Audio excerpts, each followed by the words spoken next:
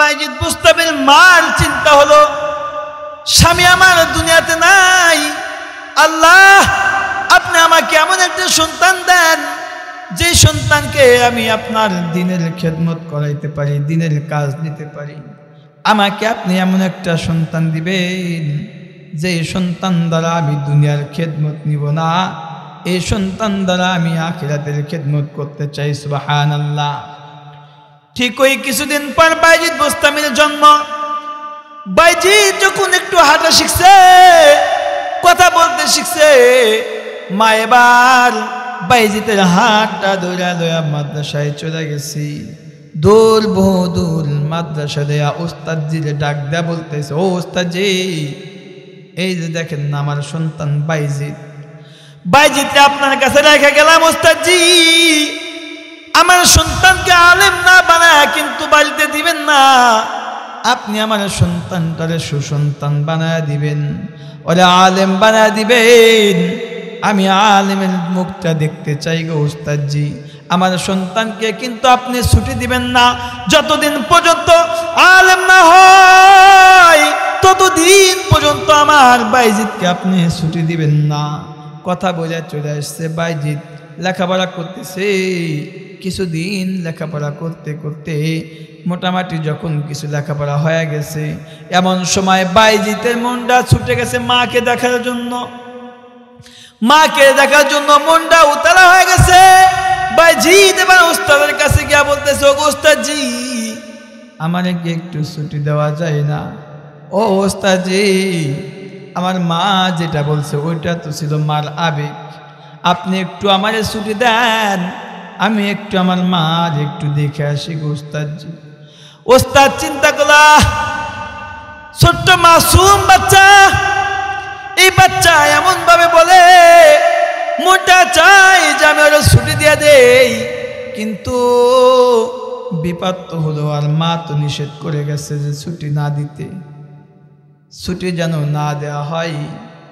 একদিকে মায়ের আদেশ, আর একদিকে কচি বাচ্চাদের চাওয়া, কচি মানুষের শিশু মানুষের চাহনি, বড় মায়ার চাহনি রে ভাই। এই বাইজিদ যখন ওস্তাদের কাছে ছুটি চাইছে, এবার ওস্তাদ মায়ের দিকে তাকায়া বলতেছেন, বাইজিদ তোমার ছুটি দিব এক সপ্তাহে। বাইজিদ কয়, কি সত্য ওস্তাদ? বলেন বলেন, আপনার সত্য মানতে আমি রাজি ওস্তাদ, আপনি বলেন না কি সত্য? ওস্তাদ বলতে চাই, বাইজিদ এই যে আল্লাহর কালাম কোরআন যদি তুমি এতটুক পর্যন্ত মুখস্থ করতে পারো তাইলে তোমারই ছুটি দেওয়া হবে বাইজিদ। সুবহানাল্লাহ। ওস্তাদে মনে মনে চিন্তা করতেছেন, ওকে যে বাউন্ডারি দেওয়া হয়েছে এই বাউন্ডারি পর্যন্ত আসতে মিনিমাম 2-3 বছর লেগে যাবে। এই চিন্তা করে ওস্তাদ যে তার একটা বাউন্ডারি দিয়ে দিছে, কিন্তু ঘটনা হয়ে গেছে ভিন্ন। বাইজিদ সেটা অল্প কয়েকদিনের মধ্যেই ওস্তাদের দেওয়া বাউন্ডারি পর্যন্ত পৌঁছে গেছে। সুবহানাল্লাহ। এবার আয়েশা বলতেছে, ওস্তাদ যে আপনারা বাউন্ডারি দিছিলেন, শর্ত লাগাইছিলেন, আপনার শর্ত পুরা করছে ওস্তাদ জি, এবার একটু ছুটি দেন, আমি একটু আমার মারে দেখে আসি। মার মুখটা দেখার যে কি আগ্রহ, স্পৃহা কি জ্বালা, এটা বোঝানো মুশকিল। সমঝনে কি বাত হ্যায় সমঝানে কি নেহি, এটা বোঝার জিনিস, বোঝানোর জিনিস না। মায়ের ভালোবাসা শিশুকালে, মায়ের ভালোবাসা আজীব ভালোবাসা। मोहब्बत एक अजीब शय है, मोहब्बत एक अजीब शय है, बयां करना नामुमकिन है। न खाता है न पीता है, न मरता है न जीता, न खाता है न पीता है, न मरता है न जीता। मोहब्बत एमन एक जिनिस जा खावा जाए ना, पान करा जाए ना, मनेও না, জিন্দা থাকে না। আজীব এক শাই, আজীব একটা জিনিস, আশ্চর্যক জিনিস, যেটা বইলা বোঝানো সম্ভব না, অনুভব করে বুঝে নিতে হয়। এবার ওস্তাদকে বলতেছে, ওস্তাদ জি আমার বাউন্ডারি পর্যন্ত পৌঁছায় গেছে, এবার ছুটি দিয়ে দেন। ওস্তাদ ছুটি দিয়ে দিছে। অনেক দূর, বহু দূর বাড়ি। বাইজিৎ হাঁটতে হাঁটতে বাড়িতে এসে পৌঁছাইছে অর্ধরাত্রি। পায়দল হেঁটে যখন বাড়িতে আসছে রাতের অর্ধেক হয়ে গেছি। বাইজিৎ দরজা মনে ডাক দেয়, বলেছে ও মা, মা গো, ও মা, দরজা খোলো মা, দেখো না তোমার বাইজিৎ আসছে, দরজা খোলো মা, একটু তোমার চেহারাটা দেখাও। কিন্তু আশ্চর্য ঘটনা হইল, মা দরজা খোলে না। মা ভিতর থেকে ডাক দিয়া করতেছে, তুমি আমার বাইজিৎ নাও, কারণ আমার বাইজিৎ তো আলেম না হয়ে আসার কথা না। সুবহানাল্লাহ। তোমার সাথে আমার দেখা করা যাবে না, তোমার সাথে আমার পর্দা, তুমি চলে যাও, তুমি আমার বাইজিৎ নাও। কে রে তুই? তুই কে? আমার বাইজিতের জায়গায় দাঁড়ায়া, আমার সন্তানের জায়গায় দাঁড়ায়া তুমি আমারে মা মা বলে ডাকো, তুমি আমার বাইজিৎটা যাও যাও।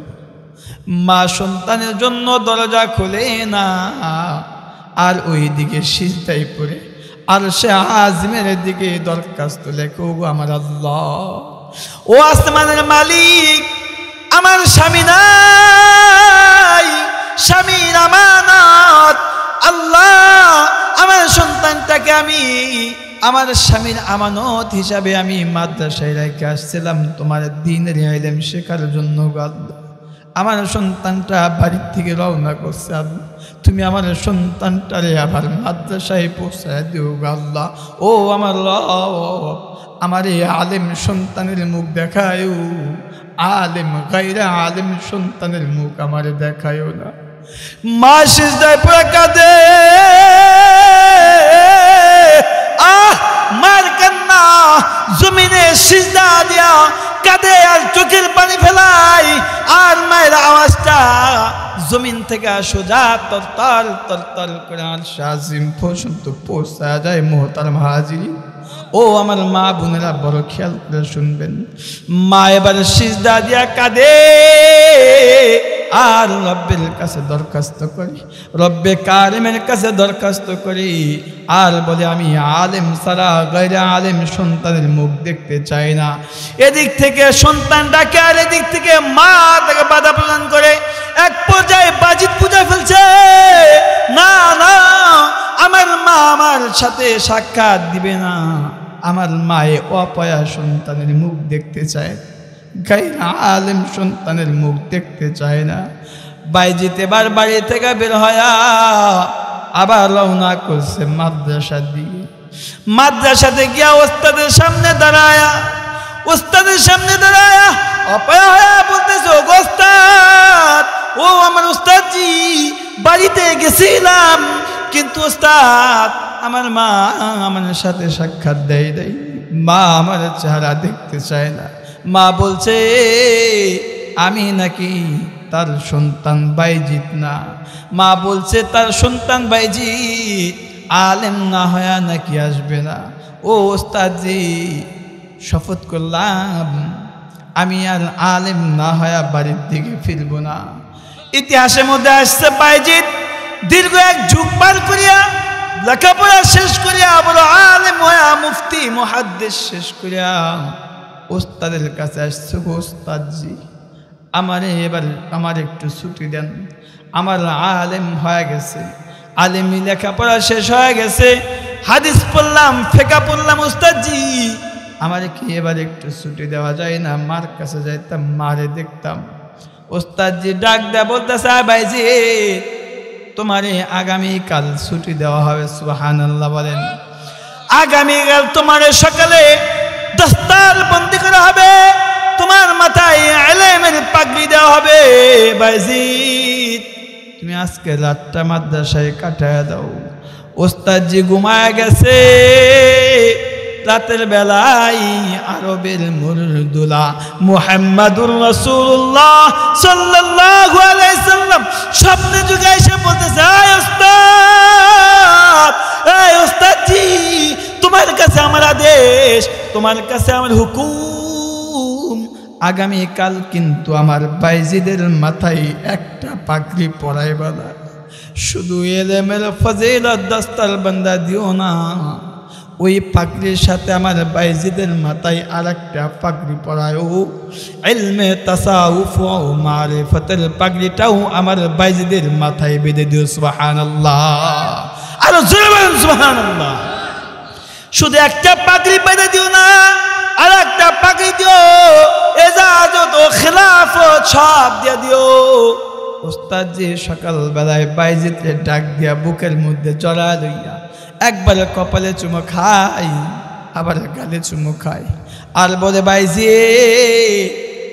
তুমি আল্লাহর কাছে প্রিয় বান্দা হয়ে গেলা।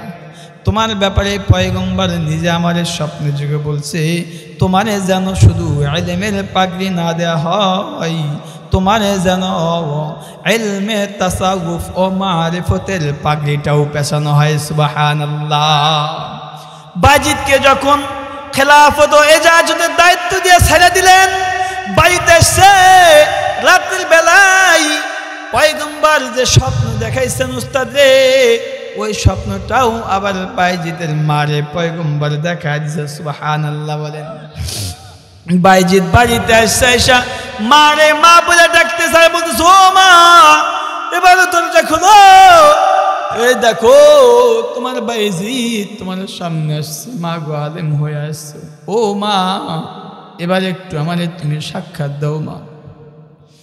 ইতিহাস দেখতেছে বাইজিদ ঘরের ভিতরে ঢুকাই দেখে মা বিছানায় পড়ে রয়েছে, অসুস্থ হয়ে গেছে, চোখেও একটু কম দেখে, নিজের কাজগুলা নিজে ভালো করে করতে পারে না।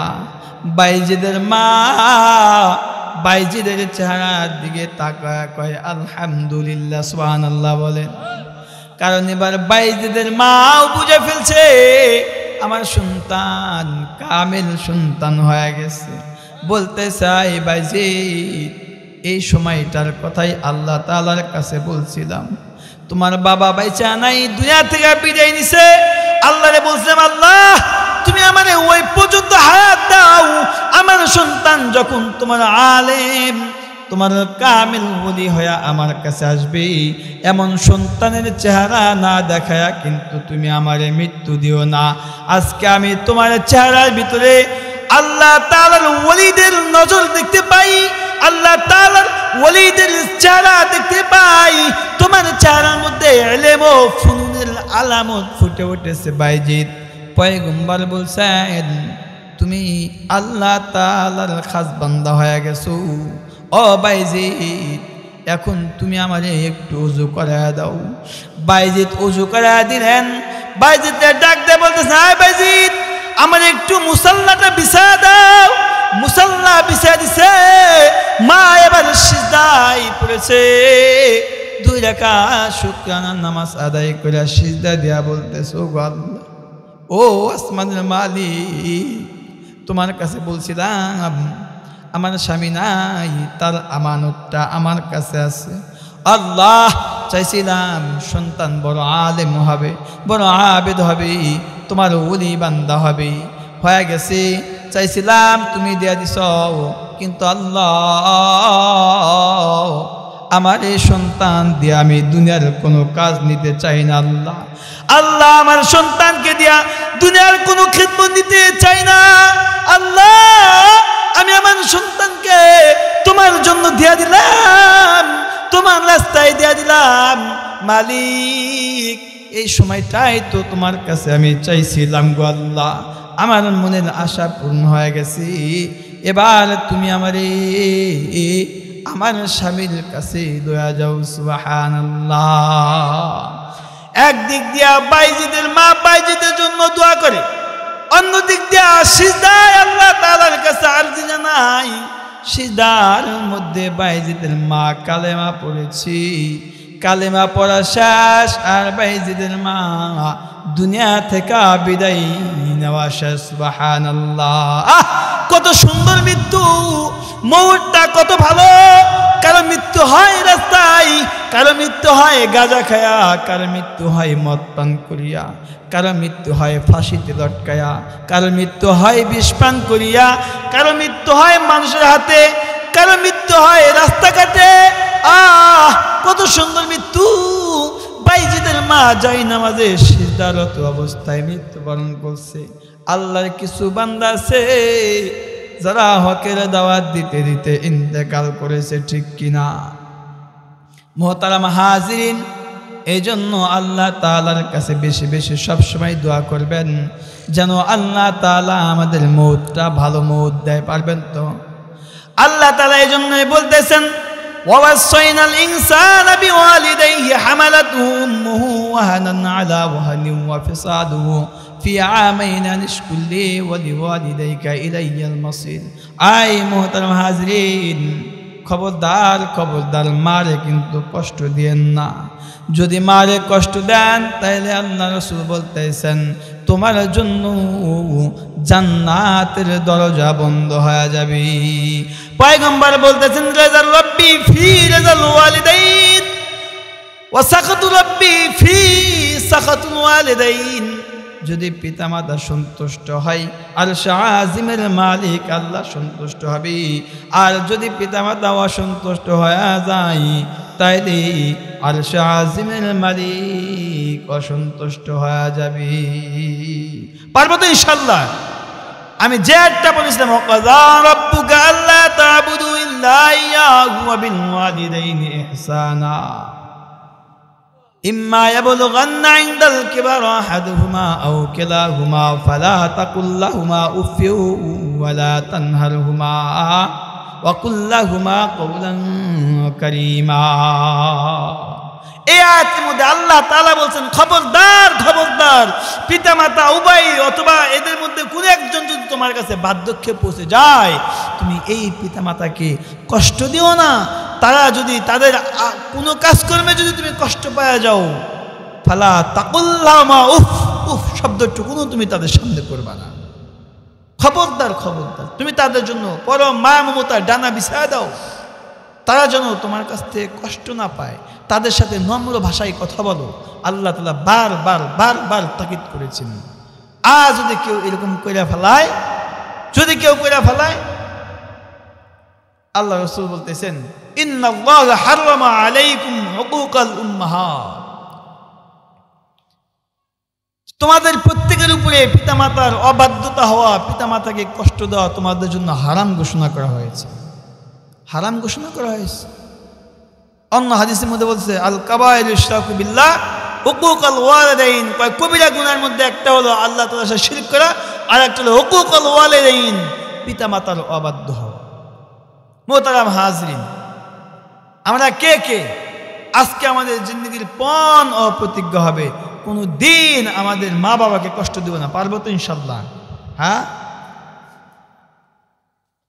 সর্বশেষ কথা হলো বছর শেষ, তাই না?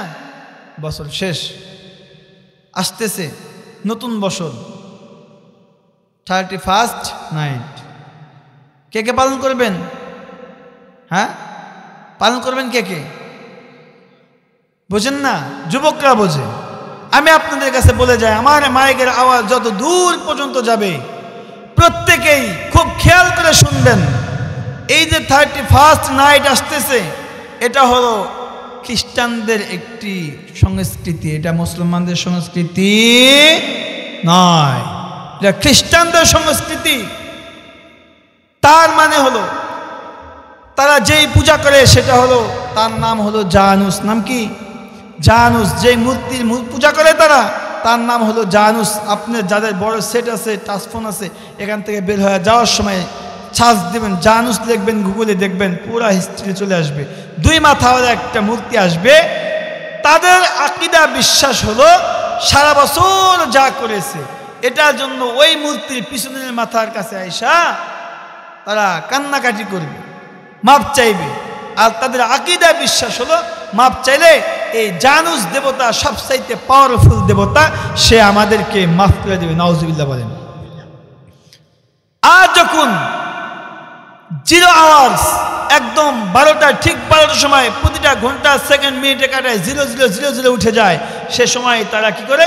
ওই দেবতার সামনের মাথায় যায়, সামনের মুখের কাছে গিয়া এবার নাচ গান বাজনা সব কিছু তারা করে, মদ পান করে নেশাগ্রস্ত হয়ে যায়, জিনা পর্যন্ত তারা করে। এখানে তাদের আকীদা বিশ্বাস হলো যে আমরা যদি আজকের এই রজনীতে এই জানুস দেবতাকে খুশি করাইতে পারি, তাইলে কিয়ামতের দিন ওনার হাতে থাকবে একটা চাবি, আর এক হাতে আছে লাঠি, যে ওই চাবিটা আমাদেরকে দিবে।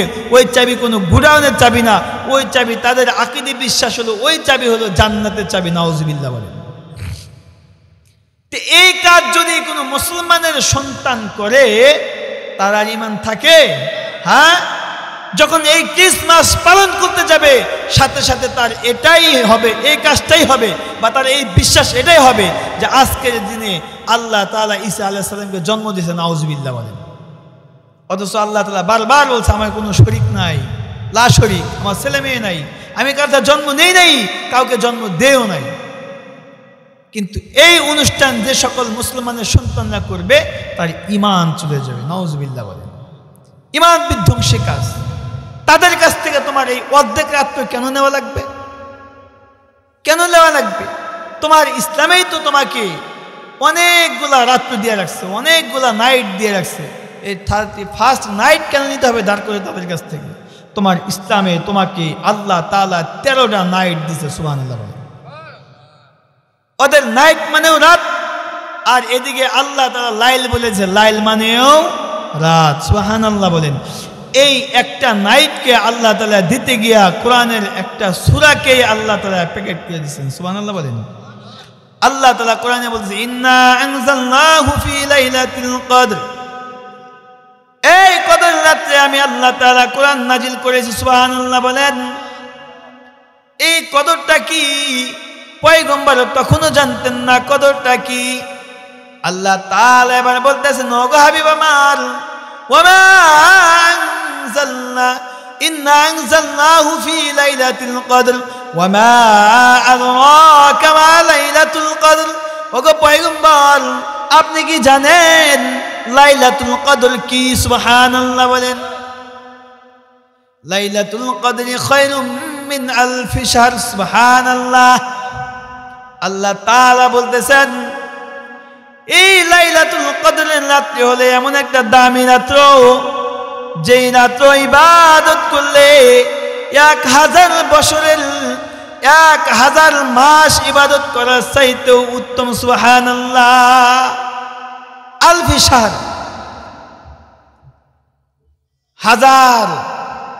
হাজারের উপরে।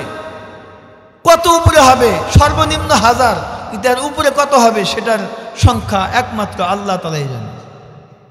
কিন্তু সর্বনিম্ন সংখ্যা 1000। আল্লাহ তাআলা আরো বলতেছেন, তানাজ্জালুল মালাইকাতু ওয়ার রূহু ফিহা বিইذনি রাব্বিহিম মিন কুল্লি আমরি সালাম। আল্লাহ তাআলা তার হাবিবকে বলতেছেন, হাবিব আমার, জানেন এই রাত্রে কি হয়? কয় এই রাত্রে আমি আল্লাহ তাআলা আমি আসমান থেকে ফেরেশতা জমিনের মধ্যে পাঠিয়ে দেই। সুবহানাল্লাহ বলেন। কয় কি জন্য পাঠিয়ে দেই? কয় ফেরেশতাদেরকে পাঠিয়ে দেই এই রাত্রে কে কি করতেছে সেটা দেখার জন্য। ফেরেশতারা জমিনের মধ্যে এসে যখন হিসাব আরম্ভ করে দেয়, কিছু মানুষকে দেখে তারা বসে বসে আল্লাহ তাআলার গুণগান করতেছে, তাসবিহ জপতেছে, কোরআন তেলাওয়াত করতেছে। আল্লাহ তাআলার কাছে গিয়ে বলে, আল্লাহ, দেখলাম অমুক গ্রামে তোমার এক বান্দা দাঁড়া দাঁড়া নামাজ পড়তে পারে না, বসে বসে তোমার ইবাদত করতেছে। আল্লাহ তাআলা বলেন যে আমি ফেরেশতাদেরকে বলি যে ওদের কেউ তুমি দাঁড়ায়া নামাজ পড়নেওয়ালার মতোই সব লিখে দাও। সুবহানাল্লাহ। কারণ আমার এই বান্দাকে যদি আমি সুস্থ রাখতাম, ও দাঁড়া দাঁড়া আমার ইবাদত করত। আবার একদল ফেরেশতা গিয়ে বলে, আল্লাহ, আপনার আর এক বান্দা আরো একটু সিরিয়াস। বলে কি? কয়, হ্যাঁ, তো বসতেও পারে না, হাসপাতালে বেডে শুয়া শুয়া তোমাকে ডাকাডাকি করে, কোরআন তেলাওয়াত করে, তোমার তাসবিহ জপে। আল্লাহ কয়, ওকেও তুমি সুস্থ মানুষের সবটা ওর আমল নামার মধ্যে দিয়ে দাও, কারণ আমি যদি ওকে সুস্থ রাখতাম তাহলে ও আমারে সামনে দাঁড়ায় দাঁড়ায় আমার কদমে সিজদা দিত। সুবহানাল্লাহ। আর একদল ফেরেশতা এসে বলে, আল্লাহ, আপনার আর এক বান্দা আরো সিরিয়াস। বলে কি? কয়, সে তো অচেতন, অজ্ঞান, আইসিইউতে আছে, সিসিউতে আছে, তার মুখে অক্সিজেন মাস্ক পরে রাখছে, নাকের ভিতরে খাদ্যের নল পরে রাখছে, সে তো অজ্ঞান হয়ে আছে, কিছু বলতেও পারে না। আল্লাহ কয় ওকেও তুমি ওই সুস্থ ব্যক্তির ইবাদতের নাই তার আমল নামার ভিতরে ইবাদত উঠায় দাও। সুবহানাল্লাহ বলেন না? কারণ তাকে যদি আমি সুস্থ রাখতাম, আমার ওই বান্দা দাঁড়ায় দাঁড়ায় রাত্রিতে দাঁড়ায় দাঁড়ায় ইবাদত করতো আর আমার কদমে সিজদা দিত। সুবহানাল্লাহ। এমন একটা রাত্র আল্লাহ তাআলা দান করলেন। তারপরেও আরো রাত্রে চান, আপনাকে তো দিছে একটা রাত্র, তাও আপনি যাদের কাছ থেকে ধার করছেন সেটা অর্ধেক রাত্র, রাত 12টার আগে হয় না, সন্ধ্যা থেকে নিয়ে 12টা পর্যন্ত অপেক্ষা করতে হয়। কিন্তু আল্লাহ তাআলা বলে যে না, 12টা পর্যন্ত অপেক্ষা করা লাগবে না, তোমার আরো রাত্রি দরকার, আরো নাইটের দরকার, আমি তোমাকে আরো নাইট দিচ্ছি, দাঁড়াও। আল্লাহ রসুলকে দিয়ে ঘোষণা দেওয়ালেন, ওগো হাবিব আমার, আপনি আপনার উম্মতকে ঘোষণা করে দেন যে আমি আল্লাহ তাআলা তাদেরকে নিসফে শাবান দান করলাম। সুবহানাল্লাহ বলে আল্লাহ রসুল ঘোষণা করে দিলেন, ইযা কানা লাইলাতুন নিসফি মিন শাবান ফাকুমু লাইলাহা ওয়া সুমু নাহারা। সুবহানাল্লাহ। যখন শাবান মাসের অর্ধেক হয়ে যায়, এই রাত্রিতে তোমরা ইবাদত করো, আল্লাহ তাআলাকে ডাকাডাকি করো। কয় কি হবে? অন্য হাদিসের মধ্যে পয়গম্বর বলতেছেন, ফাইন্নাল্লাহা তাআলা ইয়ানজিলু ফিহা লিগুরুবিশ শামস, ফাইন্নাল্লাহা তাআলা ফিহা ইয়ানজিলু ফিহা লিগুরুবিশ শামস ইলা সামাঈদ দুনিয়া ফায়াকুলু আলা মিন মুস্তাগফিরিন ফাগফির লাহু আলা মিন মুস্তারজিকিন ফারযিকহু আলা মিন মুবতালিয়ান ফাউআফিয়াহু ফি আলা কাযা লা কাযা হাত্তা ইয়াতলুআল ফাজর। সুবহানাল্লাহ। আল্লাহ রাসূল ঘোষণা করে দিলেন, ও আমার উম্মতেরা, শোনো শোনো, এই রাত্রে আল্লাহ তাআলা প্রথম আসমানে আসেন, তোমাদেরকে ডাকাডাকি করতে থাকে। তাই আমার বান্দারা, তোমাদের কারো কি দরকার আছে? তোমাদের কি রিজিকের দরকার চাও? আমি তোমাদের জন্য রিজিক ব্যবস্থা করে দিব। তোমরা কি অসুস্থ আছো? তাহলে চাও আমি তোমাদেরকে সুস্থতা দিব। তোমাদের কি মান সম্মানের দরকার, ইজ্জতের দরকার, প্রভাব প্রতিপত্তির দরকার, অর্থ সম্পদের দরকার, যার যা দরকার আমি আল্লাহ তাআলা তাকে তাই দিয়ে দিব। আলা কাযা হাত্তা ইয়াতলুআল ফাজর। আল্লাহ তাআলা এইভাবে প্রত্যেকটা বস্তুর নাম ধরে ধরে ফজরের আগ পর্যন্ত ডাকতে থাকে। সুবহানাল্লাহ। তোমার কি মনে চায় বাইনাল মাগরিবি ওয়াল ইশা, ইশার মাগরিবের মাঝখানে যে 1.5 ঘন্টা সময়, এই 1.5 ঘন্টা সময় কি তোমার চাইতে মনে চায়? চাও, আমি তাও দিয়ে দিব। কয় ইশার পরে যাইতে মন চাই, তাও চাও, তোমার জন্য দরজা ওপেন করে রাখছি। কয় ফজরের আগে চাইবা, তাও তোমাকে দেওয়া হবে, তোমার জন্য দরজা ওপেন করা আছে। সুবহানাল্লাহ। কিন্তু তুমি ঘরে শুয়ে থাকবা, গানের মঞ্চে থাকবা, আর মতের আড্ডায় থাকবা, তোমার জন্য পার্সেল করে দেওয়ার কোনো সুযোগ নাই, কোনো সুযোগ নাই। তোমাকে আনতে হবে, ইনডোর্স করতে হবে। আরে দুনিয়াতেই তো দেখেন না কত অদ্ভুত, মানে অত্যাধুনিক টেকনোলজি বর্তমান। আপনি এখানে বসে আমেরিকাতে ফোন লাগাইছেন যে বস আমার 1000 টন গম পাঠিয়ে দেন, ওখান থেকে কি বলে, ঠিক আছে আপনি এই করুন, আপনি কিছু ডলার ইনভেস্ট করুন, আমার কাছে পাঠিয়ে দেন, আর আপনার অ্যাড্রেস লোকেশন দিয়ে দেন, আমি 1000 টন পাঠিয়ে দিচ্ছি, ঠিক কিনা? ঘরে বসে এখান থেকে আমেরিকাতে অর্ডার করে। কয় তুমিও ঘরে বসে আর শাহজিমে তুমি কি করতে পারবা? সংযোগ লাগাইতে পারবা, সংযোগ লাগাইতে পারবা। সেটা কি? কয় মুসাল্লায় বসিয়া সুবহানাল্লাহ আলহামদুলিল্লাহ আর কোরআনের তেলাওয়াত ইনডোর্স করতে হবে। আল্লাহ তাআলা আরশে আজিম থেকে তোমাকে টনকে টন মাল পাঠিয়ে দিবে। সুবহানাল্লাহ বলেন। আল্লাহ তাআলার কাছে তার সম্পদের কোনো অভাব নাই। দুনিয়ার যত বড় রাষ্ট্র হোক, যত ক্ষমতাধর রাষ্ট্র হোক, তাদের ভান্ডারে কখনো কখনো টান পড়ে যায়, রিজার্ভে কখনো সরকট পড়ে যায়, অভাব হয়ে যায়, কিন্তু আল্লাহ তাআলা কোরআনে বলতেছেন ইম মিন শাইইন ইল্লা ইনদানা খাযাইনুহু ওয়া মা নুনাজ্জিলুহু ইল্লা বিকদারিন মা'লুম। আল্লাহু আকবার। আল্লাহ তাআলা বলতেছেন আমার কাছে আমার কোনো সম্পদের অভাব নাই বান্দা, তুমি যখন যা চাও আমি আল্লাহ তোমারে তখন তাই দিয়া দিব। কি চাও আমার কাছে চাও, আমি আল্লাহ তাআলা তোমার সমস্ত চাওয়াগুলা পূরণ করে দেব। সুবহানাল্লাহ। কোনো কিছুর অভাব নাই, তবে আমি আল্লাহ তাআলা একবারে দিই না। ওয়ামা নুনাজ্জিলুহু ইল্লা বিকদারিন মা'লুম, যার যখন যতটুকুন প্রয়োজন হবে অতটুকুনি আমি দান করে থাকি। সুবহানাল্লাহ বলে আল্লাহ কয় বান্দা তোমার আরো লাগে, দুটা তো দিছি, লাইলাতুল কদর দিছি, লাইলাতুল মিন নিসফি শাবান দিছি, তোমার আরো লাগে। আল্লাহ রাসূলের মাধ্যমে ঘোষণা করে দিলেন যে গো হাবিব আমার, আপনি আপনার বান্দাদেরকে ঘোষণা করে দেন আমি আরো 2টা রাত দিলাম। সুবহানাল্লাহ বলেন না। 2টা রাত কি? আল্লাহ রাসূল বলতেছেন,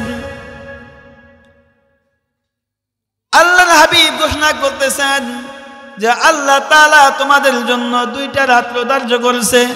রাত 2টা হলো মান কামা লাইলাতাইনি ঈদাইনি। সুবহানাল্লাহ বলেন মান কামা লাইলাতাইনি ঈদাইনি মুহতাসিবান লাম ইয়ামুত কলবুহু ইয়াওমা তামুতুল কুলুব।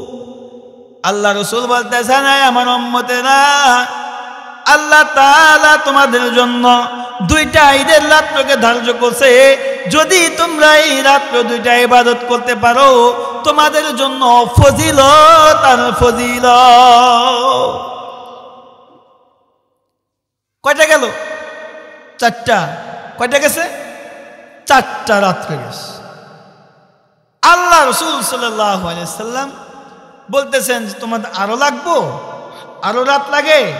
কয় তোমাদেরকে আরো রাত দিলাম, আরো 9টা রাত দিলাম। সুবহানাল্লাহ বলেন না। আরো 9টা নাইট আমি তোমাদেরকে দিয়ে দিলাম। 9টা নাইট কি? আল্লাহ রাসূল হাদিসের মধ্যে বলতেছেন মা মিন আইয়ামিন আহাব্বু ইলাল্লাহি আইয়াতাআব্বাদা, মা মিন আইয়ামিন আহাব্বু ইলাল্লাহি আইয়াতাআব্বাদা। আল্লাহ তাআলা তোমাদের জন্য জিলহজ মাসের প্রথম 9 দিন আর ঈদের দিন সহ 9 দিন, ঈদের দিন সহ 10 দিন তোমাদেরকে দান করলেন। এই 10 দিন যদি তোমরা ইবাদত করতে পারো আল্লাহ তাআলার কাছে জমিনের মধ্যে যত ইবাদত আছে সকল ইবাদতের চাইতে বেশি প্রিয়। সুবহানাল্লাহ। মুহতারাম হাজিরিন, এবার হিসাব করেন যে লাইলাতুল কদর, লাইলাতুল নিসফি শাবান আর ঈদুল ফিতর, ঈদুল আজহা, আর হলো ঈদুল আজহার পরের 9 দিন অর্থাৎ জিলহজ মাসের 1 থেকে 9 তারিখ পর্যন্ত, এই 10 দিন। তাহলে 9 আর 4 কত হয়? 14। 9 আর 4 কত হয়? 13। এই 13টা দিন চলে গেলে বছরে কয়টা রাত? 365। কয়টা রাত? 365টা রাত। এর মধ্যে যদি 13টা চলে যায় থাকে কয়টা? 352টা। কয়টা থাকে? 352টা রাত থাকে। এরপরেও কি তোমার রাত মনে চায়? তুমি তো ওইখানে অর্ধেক রাত তো কাটাইছো, তাও আবার ইমান বিধ্বংসী পদ্ধতিতে তোমার ইমান হারায়া তুমি সেইখানে ক্রিসমাস পালন করতে গেছো, 31st নাইট পালন করতে গেছো। যুবক, ইসলামে তোমাকে আল্লাহ তাআলা 13টা নাইট দান করছেন। এক একটা নাইটের মূল্য তুলনায় হয় না। সুবহানাল্লাহ বলেন। পূর্ণ রাত্রি দান করছেন, অর্ধেক রাত্রি না। তাদের ধর্ম অনুযায়ী তাদের ওই 31st নাইট পালন করতে গেলে রাত্র 12টা পর্যন্ত অপেক্ষা করতে হয় তোমাকে। আর আল্লাহ তাআলা তোমাকে যে নাইট দান করছেন সেটা সূর্য ডোবার সাথে সাথে শুরু হয়ে যায়, সূর্য ডোবার আগ পর্যন্ত তোমার কখন কতটুকুন সময় তোমার রবের কাছ থেকে চায় নিতে মন চায় নিয়ে যাও, তোমার জন্য দরজা ওপেন করা খোলা আছে। এরপরেও আল্লাহ তাআলা বলতেছেন যে তোমাদের কষ্ট হয় পুরা রাত্রে জাগতে, আরো তোমাদেরকে আমি দিলাম 352 নাইট। সুবহানাল্লাহ বলেন না। 352 নাইট আর এদিকে 13 নাইট, কয়টা হলো? 365 নাইট। এক বছর আর কোনো নাইট বাকি থাকে? হ্যাঁ 352 নাইট যে দান করলেন কিভাবে? আল্লাহ তাআলা সূরা বনী ইসরাঈলের 79 নম্বর আয়াতে বলতেছেন ওয়া মিনাল লাইলি ফাতাহাজ্জাদ বিহি নাফিলাতাল লাক আসা আইয়াবআসাকা রাব্বুকা মাকামান মাহমুদা ওয়া মিনাল লাইলি ফাতাহাজ্জাদ বিহি নাফিলাতাল লাক আসা আইয়াবআসাকা রাব্বুকা মাকামান মাহমুদা। কয় পুরা রাত না বান্দা, এই বান্দা পুরা রাত না, রাতের কিছু অংশ তুমি ইবাদত করো। আমি আল্লাহ তাআলার কাছে কি চাও তোমার জন্য সারা বছর প্রস্তুত করে রাখছে। সুবহানাল্লাহ বলে। এরপরেও যদি কোনো সন্তান তাদের এই খ্রিস্টানদের নাইট পালন করতে চায় তাহলে বুঝতে হবে সে লম্পট, ঠিক কিনা? আর একটু কড়া করে বলি, একটা মেসাল দিলে বুঝবেন যে একজন বাবার 100 তলা একটা বিল্ডিং আছে। এই 100 তলা বিল্ডিংয়ে তো 1-2টা রুমই থাকবে নাকি? দেখে 1000 রুম থাকবে, 1000টার উপরে রুম থাকবে। কারণ বিল্ডিং যত উপরে উঠবে তত নিচে বড় হতে হবে, ঠিক কিনা? 100 তলা বিল্ডিং, 1000টা রুম আছে। প্রতিটা রুমে বর্তমানে লেটেস্ট সব আধুনিক যন্ত্রাংশ সেখানে ব্যবহার করেছে। এই সকল রুমগুলা রাইখা যদি কোনো সন্তান ওই বস্তির অর্ধ চালে গিয়া রাত্র কাটায়, বুঝতে হবে সে বাংখোর, মদখোর, গাঁজাখোর, ইয়াবাখোর, দুশ্চরিত্র বাবার অবাধ্য সন্তান ছাড়া আর কিছু না, ঠিক কিনা? মুসলমান যুবকেরা, তোমরা যাদেরকে আজকে অনুসরণ করো তাদের ইতিহাস তোমরা জানো না, ভুলে গেছো। কারণ তোমরা যাদেরকে ভালোবেসে যাদের ধর্ম তোমরা আজকে পালন করতে যাও তারা তোমাদের ইসলামের পোশাককে খুলে তাদের নেংটিয়ার ফেংটিয়ার এই ফুল প্যান্ট শার্টটাই তোমাদের গলায় ঝুলায় দিছে, ঠিক কিনা? তোমরা যাদের আদর্শকে বুকে লালন করতে চাও তারা তোমাদেরকে মুসাফা কেড়ে নিয়ে হ্যান্ডশেক করা শেখা দিছে, ঠিক কিনা? তারা তোমাদের সালাম কেড়ে নিয়ে তোমাদেরকে সেলুট শিখা দিছে, ঠিক কিনা? বছরের পর বছর তোমাদের উপরে ইনসাফের নামে তোমাদের উপরে যে জুলুম করা হয় পৃথিবীর আর কোন জাতির উপরে এত পরিমাণে জুলুম হয় না, ঠিক কিনা? আজকে পৃথিবীর মানচিত্রের দিকে তাকায় দেখেন, আফগান, কাশ্মীর, ফিলিস্তিন, আরাকান, বসনিয়া, চেচনিয়া, পৃথিবীর আরো যত দেশ আছে মুসলিম কান্ট্রিগুলা, সেদিকে তাকায় দেখেন। আজকে ফিলিস্তিনে তাকায় দেখেন, 2 লক্ষের উপরে মানুষকে নিরহ, নিরস্ত্র, নিরপরাধ মানুষগুলাকে বোম্বিং করে মাটির সাথে মিশিয়ে দিচ্ছে। ও মুসলমান, আজকে তুমি যাদের ধর্মকে লালন করতে চাও, যাদেরকে মোহাব্বত করতে চাও, তারা তোমার মসজিদুল আকসার দিকে নজর দিয়েছে। তারা তোমার মুসলিম মসজিদুল আকসাকে কেড়ে নিতে চায়। মুসলিম যুবকেরা, এখনো ঘুমিয়ে থাকার আর সুযোগ নাই। তোমাদেরকে এখনই জাগ্রত হবে। যদি এখনই জাগ্রত না হও, আগামীতে তোমাদের কপালে আরো খারাপি আছে, আরো কষ্ট আছে। মোহতারাম হাজরিন, একটা কথা লক্ষ্য করে খুব ভালো করে শুনবেন, যে মসজিদুল আকসার দিকে নবী করিম সাল্লাল্লাহু আলাইহি ওয়াসাল্লাম দীর্ঘ 16 মাস কিবলা বানায় নামাজ পড়েছেন, সেই মসজিদুল আকসার দিকে তাদের কালো হাত প্রসারিত করেছে। ইব্রাহিম আলাইহিস সালাম হিজরত করেছিলেন ফিলিস্তিনের ভূমিতে। হযরত লূত আলাইহিস সালাম তার কওম থেকে পরিত্যাগ করার পরে হযরত লূত আলাইহিস সালামের কওমের উপরে যখন আল্লাহ তাআলার আযাব চলে আসে, তখনও তিনি হিজরত করেছেন এই ফিলিস্তিনের ভূমিতে। হযরত দাউদ আলাইহিস সালাম তিনি তার মেহরাব নির্মাণ করেছিলেন এই ফিলিস্তিনের ভূমিতে। হযরত সুলাইমান আলাইহিস সালাম তিনি এই ফিলিস্তিনের ভূমিতে বসে तमाम পৃথিবী শাসন করেছেন। এই ফিলিস্তিনের ভূমিতে বসে বসে পিপিলিকার সাথে কথা বলেছেন। ফিলিস্তিনের মসজিদুল আকসাকে সুলাইমান আলাইহিস সালাম পুনর্বার নির্মাণ করেছেন। এই ফিলিস্তিনের ভূমিতেই হযরত জাকারিয়া আলাইহিস সালাম তার মেহরাব নির্মাণ করেছেন। এই ফিলিস্তিনের ভূমিতে হযরত মুসা আলাইহিস সালাম তার কওমকে হিজরত করার আদেশ করেছিলেন পবিত্র ভূমি এই ফিলিস্তিনের ভূমিতে। কারণ এই ফিলিস্তিনের ভূমি নিজে পবিত্র, কিয়ামত পর্যন্ত অন্য কেউ করবে পবিত্র। হযরতে ঈসা আলাইহিস সালাম এই ফিলিস্তিনের ভূমিতে জন্মগ্রহণ করেছিলেন। তিনি মায়ের কোলে শুয়ে শুয়ে তার কওমের সাথে কথা বলেছিলেন, আতানিয়াল কিতাব ওয়া জাআলানি নাবিয়্যা, আমাকে আল্লাহ তাআলা কিতাব দিয়া নবী বানায় পাঠিয়ে দিয়েছে। সুবহানাল্লাহ বলেন। হযরত ঈসা আলাইহিস সালাম এই ভূমিতেই শিশুকালে নবুয়ত প্রাপ্ত হয়েছিলেন। হযরত মরিয়ম আলাইহিস সালাম এই ফিলিস্তিনের ভূমিতেই তার সন্তান, অনাগত সন্তানকে এই ফিলিস্তিনের ভূমিতেই পেটে ধারণ করেছিলেন। হযরত ঈসা আলাইহিস সালামকে এই ভূমিতেই প্রসব করেছিলেন। হযরত মরিয়ম আলাইহিস সালাম এই ফিলিস্তিনের ভূমিতে সবচাইতে দুর্বল অবস্থায় যখন খেজুর গাছের গোড়ায় আশ্রয় নিয়েছিলেন, মৃত খেজুর গাছ আল্লাহ তাআলা সেই গাছটিকে ফলে ফুলে তরুতাজা করে দিয়েছিলেন। সুবহানাল্লাহ বলেন। এই ফিলিস্তিনের ভূমিতেই মসজিদুল আকসা মসজিদ অবস্থিত, যেই মসজিদে 1 রাকাত নামাজ পড়লে 500 রাকাত নামাজের সওয়াব পাওয়া যায়। এই ফিলিস্তিনেই প্রাচীন ঐতিহ্যগুলো পাওয়া যায়। এই ফিলিস্তিনে কিয়ামতের ময়দান সংঘটিত হবে। এই ফিলিস্তিনে ইয়াজুজ ও মাজুজের আগমন ঘটবে। এই ফিলিস্তিনের ভূমিতেই হযরত ইমাম মাহদির আগমন ঘটবে। এই ফিলিস্তিনে নবী করিম সাল্লাল্লাহু আলাইহি সাল্লাম মসজিদুল হারাম থেকে মসজিদুল আকসায় হিজরত করে এসেছিলেন। নবী করিম সাল্লাল্লাহু আলাইহি সাল্লাম এই মসজিদেই সকল নবীদেরকে নিয়ে সালাত আদায় করেছিলেন। এই মসজিদুল আকসাকে আল্লাহ নবী সাল্লাল্লাহু আলাইহি সাল্লাম কিবলা বানায়া 16 মাস ইবাদত করেছিলেন।